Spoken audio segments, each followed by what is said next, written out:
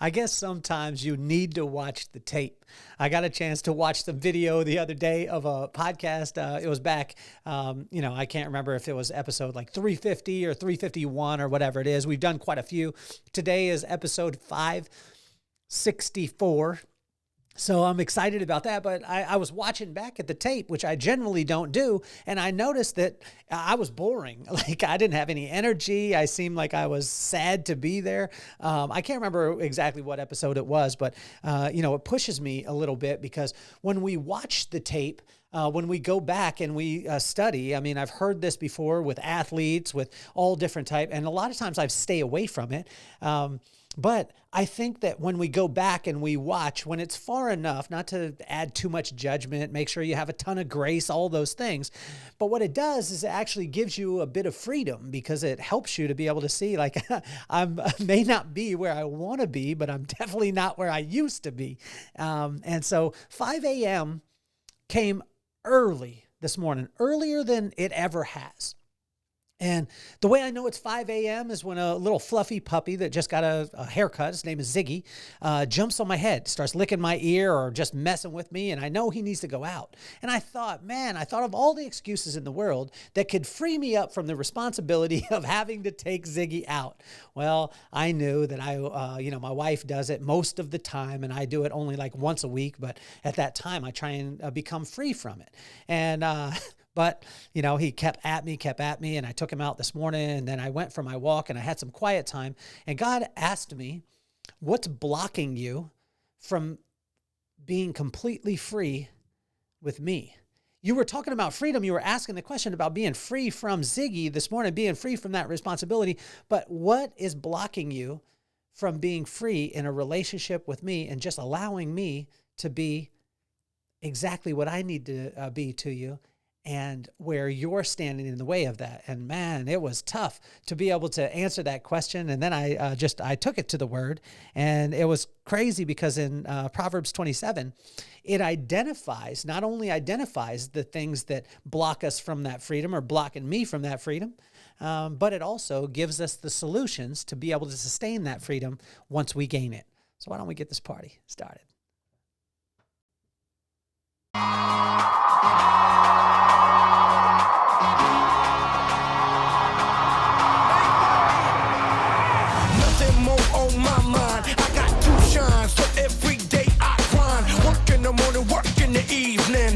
Achieving, cause we believing it's for certain. We put the work in.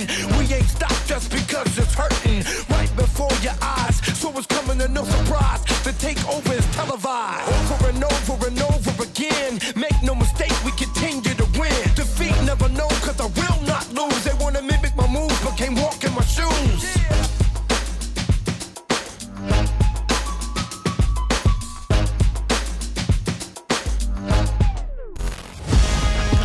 Jacking. That's what I'm doing. I took my wife's glasses again, and she's constantly looking for her glasses. Baby, if you're looking for them, watch the podcast because they're right there. I'm holding up another pair of glasses. I'm wearing one of them, but it helps a brother to be able to see.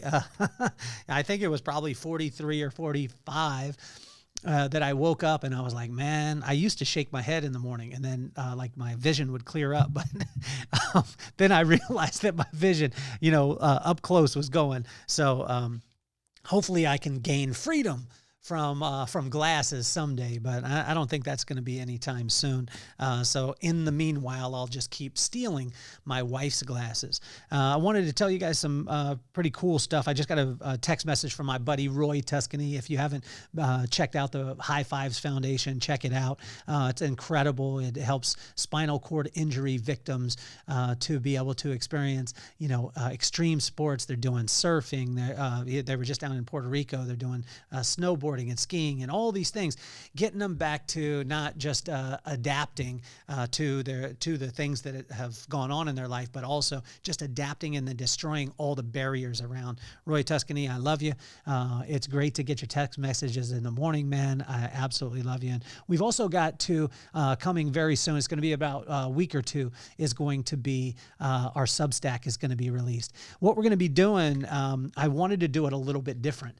So I'm actually going to be taking in the production notes that if you're watching, you can see this, and it's got my handwriting there. So my handwriting, my pops told me early on, I was very self-conscious of it. I don't know if you guys have ever been self-conscious about anything. Probably not, because you're all perfect people.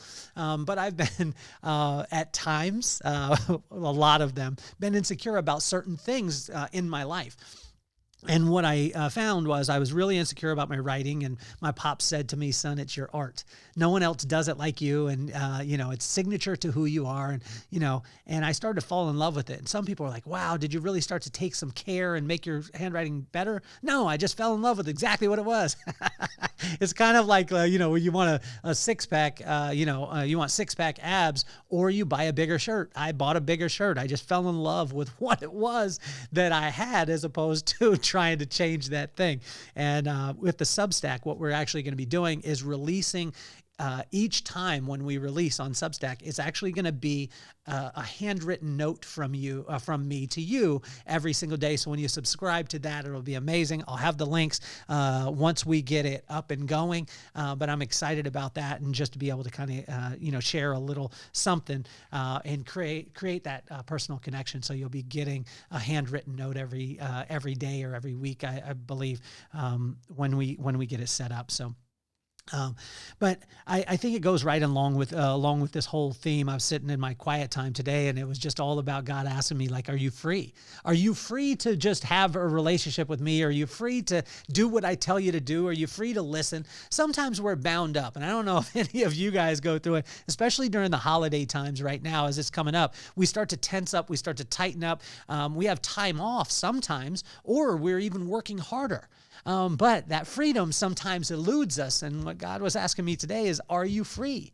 Are you free to listen to me? Are you free to execute on the things that I tell you to do? Are you free just to be yourself and bring light into a situation because people need it? And a lot of times my answer is no. And in Proverbs 27, it not only identifies some of these blockages, but also offers solutions to create and sustain that freedom. So when we jump right into it here, and I want to thank you guys so much for tuning into Inchstones. If this is the first time that you're in with it, we study wisdom. We go through the corresponding proverb, corresponding day. Sometimes I have to record a proverb from a day before or anything like that if I'm traveling, because my being out doing keynote speaking for companies and corporations, bringing the vibe to them. Sometimes I'm doing that, and I don't have the ability to be able to be in the studio. But this is something that you want to take on your walk with you.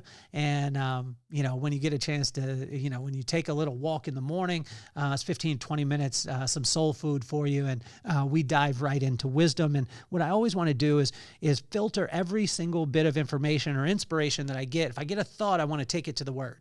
And I want to take it to that Word and say, like, can this hold up against wisdom? If it does, then we move on and we write it down, and it works out. So in Proverbs 27, it was robust this morning.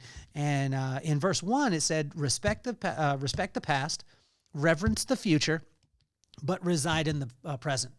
And all of these need to be there, right? So if we're looking in the past, we have the tendency to get a little bit down. We judge ourselves, and we hold ourselves to a standard or something that causes us to feel bad about something that we cannot do. So that's why I said respect the past. Just respect it. Like, if it was good, if it was bad, whatever it is, just respect it, but leave it there.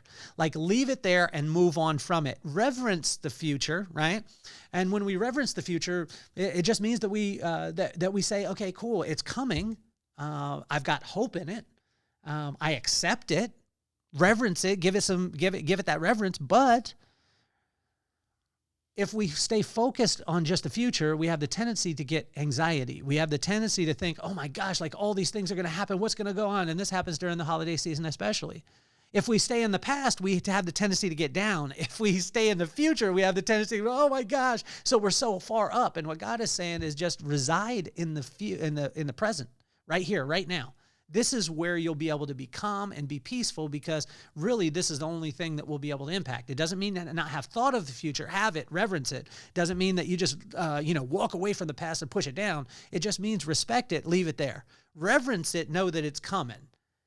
But reside right here. And that's in verse 1. In verse 2, 23 and 24, This is probably one of I think the most important things, whether it be in business, relationships, friendships, anything like that. And we built a multi-million-dollar company on this. And I would say this all the time to our crew is let other people sing your praises. Third-party validation is probably one of the most powerful forces in the world. And I want you to try this. I would love, this is an actionable item for you today, is just try this. Like sometimes we don't show the love that we actually feel. And there's so many businesses, there's so many people that we think are so amazing, but we never tell anyone about them. And third-party credibility seriously can change somebody's life. Let other people sing your praises, but on the flip side of it, just do the work and don't beat your chest. Do the work, don't beat your chest. Ozzie Newsome talked about it in a documentary when he scored his first touchdown. He's one of the greatest tight ends to ever play the game. He went into the end zone and he just spiked it really, really hard. And his mentor came to him and said, "Hey, I don't want to ever see you do that again." And he said, what are you talking about? I was celebrating. And he said, "Act like you're going to be there again." And he said it really impressed on him a thought that as opposed to saying like, "Here, I'm going to celebrate every single second of this and I'm going to show everyone how great I am," stay calm and walk away from it like, this isn't the only time that's going to happen. And then people start to sing your praises. When people start to sing your praises, like people find greatness. They discover masters. You don't have to beat your chest. And I tell you, if you try this on social media, you try this in anywhere, it freaks people out. Just get excited about other people and the other things that they're doing and celebrate them. But do it for the right reasons. Do it because it's in your heart, not because you're trying to get something from it, because then you'll get disappointed because they probably won't share your stuff, and that's okay. So in verse 3, 4, 18, 19, 21, and 22, and I want to let you know if something is said a couple, like in multiple verses, most of the time it's because it is, I think it's very important. It says, "Stay rooted in wisdom so silliness cannot provoke you." Have you guys ever been provoked by silliness? Have you ever had somebody poke you? And it's the stupidest thing. "I'm not going to touch you. I'm not going to touch you. I'm not touching you." Have you guys ever had this? I remember my brother used to do it to me growing up. He would provoke me. He knew he could get me. I remember he used to just stare at me after a horror film. I remember him doing this one time, and we were on Vandenberg Air Force Base, and he was just like, we watched a horror film. I shouldn't have watched it. I don't like scary movies anyway. But we went into the kitchen, and he just looked at me. And he just stared real big. And I was like, "Stop that, stop that, stop that." I started getting mad at him. And then he just kept doing it. And I remember I took out a fork and stuck it in his arm. And it was so stupid. I got provoked by silliness. But imagine this. If you stay rooted in wisdom, like if you stay rooted in the truth, you'll see a lie from a mile away, right? And so, Rob, I love you. Sorry for sticking a fork in your arm. It was silly. I just wasn't rooted in wisdom. I let silliness provoke me. You were being silly by staring at me, so don't stare at me anymore. Man, I'll get out that fork. In verse 5, 6, 9, 10, and 17 is show the love you feel. Someone needs it. Show the love that you feel. I got love from my brother yesterday. I just got love from Wayne Freeman. He just reached out to me, texted me, and sent me a little message. And he said that he loved some of the production notes. And he said this. I'm going to read his text message. This is amazing. "Love this, very timely. Been thinking a lot about how easily it is to get pulled into the struggles of the business, especially over the last few years. Waking up to the idea of F that. I'm still young and smart, and this is a chance to go back on offense." I tell you, show the love you feel. Like, Wayne, I love you. Wayne, you have been an inspiration to me. Wayne, you are an inspiration to so many people. And in what you're doing and how you're doing it and how you're going about it, you do business the way that most people never, ever do. And I want to tell you, you do it from your heart in every single conversation that we've had, whether it been in the light or in the dark. You've always wanted people to do the best, and that is just admirable. And I just want to tell you how much I love you, and I think that you're amazing. So, guys, show the love that you feel. Someone needs it today. I needed it yesterday. My brother gave me a text message that just lit me on fire. It was the whole emphasis of our men's group. If you haven't got a chance to be to our men's group, 7:30, Carlsbad, from 7:30 to 8:30, everyone's invited. There's no admission to it. Just come as you are. It is unreal. And I tell you, it's amazing. There's some magic goes on there. In verse 7 and 12, slow down long enough to enjoy and speed up to avoid your ego. Right? So this one hit me. This one was hard for me because slow down long enough to enjoy it. I don't do that. And then speed up to avoid your ego. I don't do that either. So I invite you, if you truly want to have freedom in your life, you want to have that freedom to just be. And when you are free, watch this. People ask me this all the time. They're like, I walk into a place, they're like, wow, what you bring a vibe, or your vibe is good, or whatever. And the reason why is because when you rely on God, you're free, you're light, because he's doing all the work. It's not me that's doing it. Now, when someone says like, I didn't say that, God did. No, I'm not saying that part, because God would say it a lot better than I do. I'll mess it up. But what I'm saying is when you walk in free and light, I got to do this at the Absolute Motivation conference this last week right outside of Nashville, Tennessee. It's at the Keystone Resort, and it was amazing. William, your place is phenomenal. And I was a keynote speaker there, and people were like, oh man, I felt good when you got done. The reason why you feel good is because I'm free. Like I'm free. I'm not carrying anything I shouldn't be carrying. And when I walked in, I had just asked God, just bring the message that you want. And what it was about is making friends, and the power of being able to make friends, because then you don't have to do anything except just be yourself. And so slow down long enough to enjoy it, speed up to avoid your ego. And I tell you, that one is right for me. So it's just showering down on me in both of those. In verse 8, work your land. You hear this a lot in Proverbs, but I want to sit in this for a second. Every time that you work your land becomes more valuable. Every time that you go out and try and work somebody else's land, it generally doesn't work out. It's futile. And I find this all the time. I'll see somebody, I'm like, man, I want to do that. Man, I want to do that. Man, I want to do that. And I'm just like squirrel and all over the place. And when I'm locked in to doing what my land is, and what my land is doing this podcast and keynote speaking. That's it. That's what I do. Now, obviously, like I'm a father and I'm a husband and I'm a friend.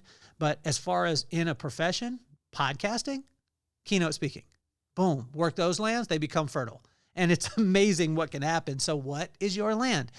To figure out what your land is, just identify your gifts, go give them to the world, and you'll find that land. And that land, once you work it, it'll become so fertile, it'll be ridiculous, and you'll bless so many people.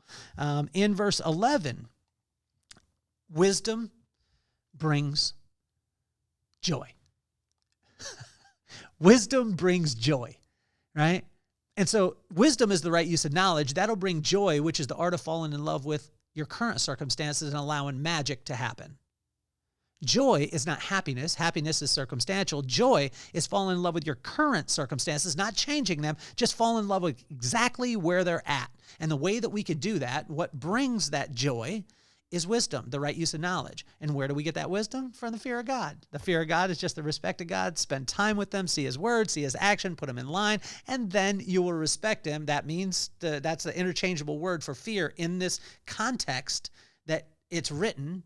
So if I fear or respect God, I'll get wisdom. That wisdom will bring joy, which is the art of falling in love with my current circumstances and allowing magic to happen. In verse 13 and 20, debt blurs your character. Ooh.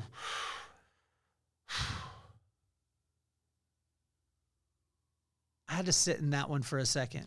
And I even had to take a breath for a second, because every single time that I've had debt in my life, whether it was personal, professional, spiritual, or financial debt, it blurred my character. I started to think about, okay, well, if it was financial and I was in debt, what could I do to get out of this thing the quickest possible? I had this monkey on my back. I had debt in business. I've had so many challenges that way. But I tell you, if you want to truly walk free, get rid of your debt personally, professionally, spiritually, and financially, because that will blur your character. In verse 14, know your audience and understand timing. I think one of the biggest examples of this was Tony Hinchcliffe when he did the rally at Madison Square Garden. Now, he's a funny comedian, but he didn't know his audience. Well, I mean, you could argue this. I don't believe that he understood the audience at the time. And then the timing, he understood his timing. His timing was there, but he didn't understand the audience. But if you understand your audience, or if you know your audience and you understand your timing, it is unbelievable. And make sure that when you're trying to bring blessing to someone, you understand the audience that you're bringing it to, and you understand the timing. So know the audience, understand the timing. And what I've learned over time is on YouTube, probably people are the nastiest that I've ever seen in my life. Like, I get some of the craziest comments. I don't get those on Instagram. I don't get those on TikTok. I don't get those on Facebook. I don't get them on LinkedIn. I get encouraging messages, but on YouTube, it's crazy because I'll get some things, but I got to know my audience. I got to understand, and I'm learning that. But so I just say, appreciate you as they go. So in verse 15 and 16, keep your house in order. This is probably one of the most important things that I see is, people will become very successful in business, but their family's in shambles. And then I always tell them, just watch out because you're going to have to make twice as much. They're like, why? Because you're going to have to support this family, and then you're going to have to work twice as hard. So you were making $1 million a year or $500,000 a year. Now you're going to have to make $1 million or $2 million a year to be able to sustain both. So just keep your family in order, and it'll cause you to not have to work as hard.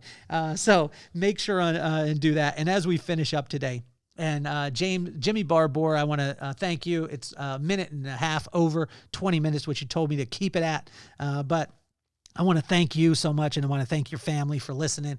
Your dad's a genius, and he's an incredible human. As we finish up in verse 25 through 27, watch this. Diligence, hard work, patience, grace, and joy will lead to blessing. Let me say it again. Diligence, which is right work. Hard work.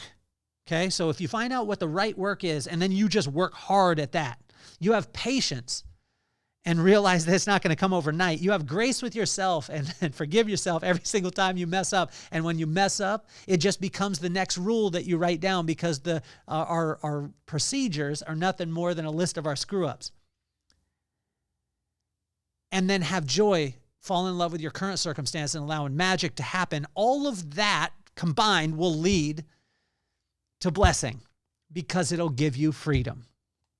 See, he wants us to walk free in his love and his grace. This way we can bring the light of our gifts that he has provided into others' lives. He not only desires this, but gives us a plan on how to execute this freedom. If you're not feeling free in an area today, I want you to go back and I want you to read through, or I want you to listen to this again, and then I want you to read Proverbs 27. And in Proverbs 27, it'll give you the blueprint on how to be able to get free when you go through. Like I was telling you, the production notes and the handwritten note is going to be available on Substack. We're going to be doing that as when we release it. It's going to be in about a week or two. So I want to thank you guys for tuning in to another episode of Inchstones, and be sure to check out too. I want to thank my wife Brooklyn for producing the episode. She is absolutely phenomenal. And honestly, if you have a wedding that you're doing, she is the greatest in the hairdressing world at taking care of you for your wedding. It's the best decision and best investment that you'll make in your wedding is having her do your hair, because honestly, she's not only the best technically, but also she is one of the most calming presence that you'll ever have on your special day. And I want to thank you guys. If you didn't get a chance to watch the episode yesterday with Cassie Pike, I would do it. This woman is a high-level executive, and she shows how to be able to wear all the different hats: the mom, the wife, the friend, and the high-level executive that's on a global scale. I would check that out. But I want to thank you guys again for tuning into the podcast, for subscribing, which I think that you should on all platforms, commenting, and sharing it with all your friends. My name is Kelly Cardenas, and I'm officially off the hot seat. Peace, love, and soul.